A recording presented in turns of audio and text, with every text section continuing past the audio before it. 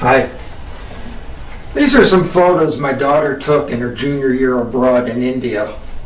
This is Varanasi, the oldest continuously inhabited city in the world. Down here you can see people still bathing in the Ganges like they have for eons. Up here there's some fishing boats, or boats that will ferry you across the river. And here's stained glass window. So clearly something has happened over the eons in Varanasi, because it's unlikely these boats existed eons and eons ago. We're going to look at a flip now. In this flip, you see a picture taken at, two pictures actually, taken at Plymouth Plantation. The first one is of dugout canoes. Now, it's not easy to make a dugout canoe.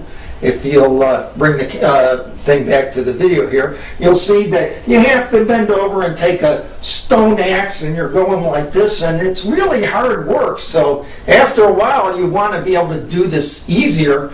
And somewhere along the line, somebody came up with a good idea. They said, if we pour some coals down in the cracks of the wood as it dries, then we can burn out the inside, and that's what you're seeing there. Product and process innovation. Product innovation, as the flip, let's go back to the flip. As the flip shows, product innovation occurs when you're developing the bundle of features and functionalities, the user interfaces that will constitute the technology. Process innovation is different. Process innovation only really occurs after the technology has been defined. In process innovation, what we get is removal of steps, better resource use, more certainty of outcomes, things like that. Okay, why is this important? Let's come back again.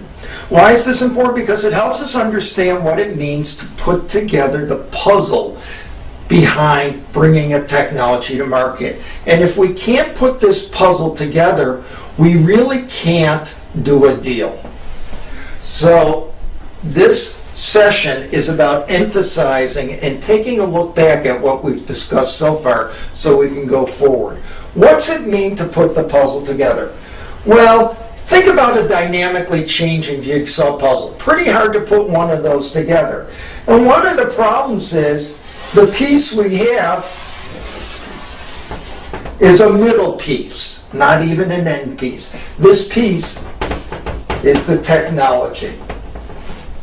The technology is relatively fixed, although it does have what I would call some stretch in it, in the sense that we can work to improve the performance metrics or the ease of use. We can work to make it cheaper. Something else is fixed. We do have an end piece that comes out, which is the needs and requirements of the people who develop the technology. Again, this is a little hard to see. Don't worry about this. This says technology. This says needs and requirements. So we're drawing a picture of a puzzle, basically. There's the next piece.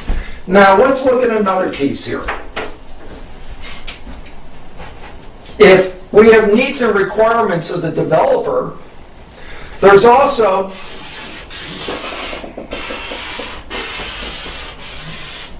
needs and requirements of the end user.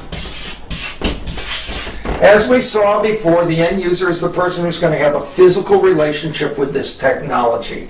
This piece of the puzzle we can only find out by doing market research. We got to pick up the phone, we got to get out of our room, we got to walk down the street, we got to meet people, talk to them, and find out what they're thinking, or we have to go and do what's called secondary research, get on the web and start looking things up, reading books or reading articles about them, examining market research reports and the like.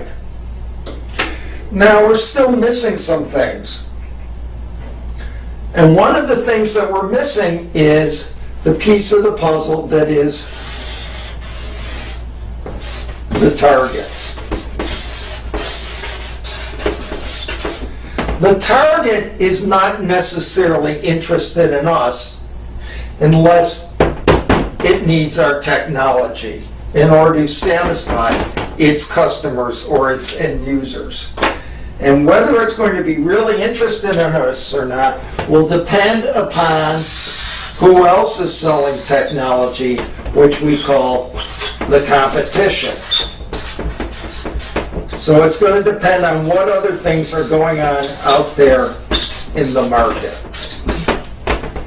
Now, when we can put all these pieces together, we can put together a puzzle that allows us to move a technology, because where the pieces fit together, we have some capabilities, we have a technology, we can sell this technology or license it or do a joint venture somehow with a target in a way that meets our own needs and requirements, and the target says, yep, your technology is better than what's going on in the competition, and when I look at that market, it says these end users are likely to buy it.